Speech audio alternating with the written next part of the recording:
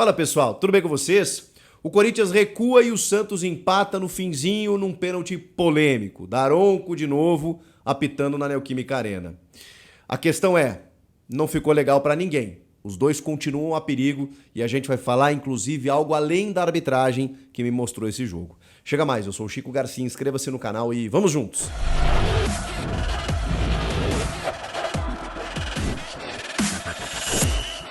Para começar aqui, para a gente já abrir o debate, não foi pênalti. Não foi pênalti. Não deveria ter sido marcado. O Soteldo busca o contato com o Bruno Mendes, que assume um risco, coloca o pezinho, mas quem tropeça é o Soteldo, que vem nitidamente para cavar a penalidade. O VAR, ele, infelizmente, muitas vezes intervencionista, busca o pelo em ovo, né? Ele fica catando pênaltis. E o Daronco, que teve a possibilidade de ver no vídeo esse movimento do Soteldo, ele opta por marcar a penalidade. Infelizmente, como há o contato, ele é interpretativo. E é por isso que ele está ou estará absolvido pela comissão de arbitragem, que provavelmente vai referendar a sua marcação. Agora, ele não marca no campo. E o VAR entende ou interpreta que há uma ação do Bruno Mendes. Ao chamar o Daronco, ele poderia ou deveria ter interpretado como, acho que quase todo mundo viu, né? Que o Soteldo busca o contato do Bruno Mendes. Enfim, não foi pênalti, tá? Partimos dessa ideia, dessa premissa de que não houve a penalidade no finalzinho, muitos acréscimos, aquela coisa, uma arbitragem ruim, confusa, e aqui já fica, né, aquela opinião de que, poxa, CBF, se o Anderson Daronco já tem um repúdio, uma rejeição do torcedor do Corinthians, para que colocar o cara para apitar um clássico em Itaquera? Sabe que vai dar rolo, sabe que vai dar problema. Poderia ter evitado. Enfim, vamos para o jogo. E é difícil tirar do contexto porque o empate só acontece por conta de um erro da arbitragem. Mas vamos para o jogo em que o Corinthians foi bem no primeiro tempo. Fez um bom jogo no primeiro tempo. O Mano Menezes está povoando mais o meio de campo, está dando mais parceria para o Renato Augusto. O Giuliano está sendo um cara cada vez mais afirmado nesse meio, com muita intensidade, muita assertividade nos passes, buscando um jogo associativo, chegando na frente, finalizando numa bela enfiada do Romero, depois num lance de cabeça que bate-rebate, ele cabeceia por cima, está com presença de área, ele se desloca pelo lado direito para fazer companhia ao Fagner e fazer tabelamentos. O Fagner fez um bom primeiro tempo, eu falava do Bruno Mendes no jogo contra o Cuiabá, o Fagner, titular do Mano nesse jogo, fez um bom primeiro tempo, com boas chegadas. O João Paulo foi o nome do jogo nos primeiros 45 minutos. Inegavelmente, pegou até pensamento. Pegou um chute maravilhoso, espetacular, que seria um dos gols mais lindos desse estádio, do Fausto Vera. Pegou essa bola do Giuliano que eu falei, pegou outra do Yuri Alberto. Cara, salvou tudo e realmente ali já indicava que o Corinthians era superior, frequentava mais a área do Santos. O Santos estava assim, cara, retraído, porque o Corinthians conseguiu combinar jogadas. E aí, méritos pro Mano Menezes, porque o time tá organizado, tá com mais gente no meio. O Romero, cara, o Romero fez um baita jogo enquanto esteve em campo. Não deveria ter saído, hein? Fez um baita jogo enquanto esteve em campo, né? Buscando, tá com confiança, tá chegando na área, tá pelo lado esquerdo aqui, tá fazendo marcação, inclusive. E falando em marcação, o Soteldo foi um cara que precisou ajudar o Santos na marcação. E ele até foi bem em vários momentos, né? Teve uma bola pelo lado direito ali, que se não é ele pra tirar... o Soteldo é destaque absoluto, né? Ele cava o pênalti, mas ele incomoda, e enquanto ele tá em campo, ele perturba as defesas adversárias, né? E quando você tem jogadores assim do meio pra frente, você não pode correr certos riscos. E aí eu já dou de manchete do que eu vou falar em seguida. Vem o segundo tempo e o Corinthians chega até o seu gol, num gol contra do Jean Lucas, mas é uma presença de área total. O Yuri Alberto, por exemplo, tinha a possibilidade ali de fazer o gol, mas aí tem um bate-rebate, o João Paulo faz um milagre, e aí na sequência o Jean Lucas joga contra o próprio Patrimônio. Aliás, um dos piores jogos, se não pior, que eu vi do Jean Lucas, que é baita jogador, é ótimo jogador com a camisa do Santos. Não só por esse gol, tá? Mas mostra o quanto ele estava desconectado, assim. Ele errou tudo que ele tentou. Ele puxava contra-ataques, perdia a bola, ele errava passe, ele estava meio desatento no jogo, bem distante daquele jogador do passe entre linhas, do cara que distribui o jogo no meio, não estava conseguindo fazer o seu jogo e ainda fez o gol contra. Mas o Corinthians, que chega até o seu gol por conta de um gol contra, também já tinha criado para estar vencendo. Então, assim, o gol contra faz justiça ao placar, né? Veio de uma forma meio torta, né? Esse 1-0 do Corinthians. Mas tudo bem. O grande problema vem a partir daí. Corinthians vencendo o Santos retraído, o gol contra, mas com o João Paulo trabalhando até então. Isso é começo de segundo tempo, o Corinthians finalmente constrói a sua vantagem, tá jogando em casa, tá vencendo um adversário direto, tá subindo na tabela. E aí, meu amigo Mano Menezes, simplesmente o Corinthians para de jogar.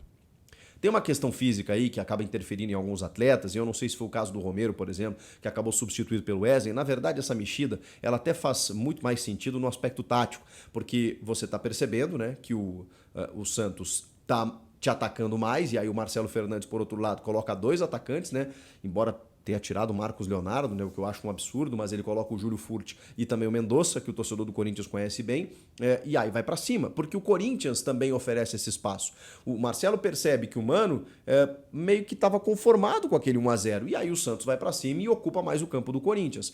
E aí, diante disso, e das outras trocas que o Mano fez, até entendo a do Wesley, só que o Romero, poxa, aí você vai na confiança do atleta, né? Você vê que o cara é tão criticado, tá finalmente se afirmando no time, acho que não era momento para tirar porque ele estava fazendo um bom jogo. Mas enfim, ele optou pelo Wesley exatamente para fazer esse escape de velocidade quando o Santos está ali atacando.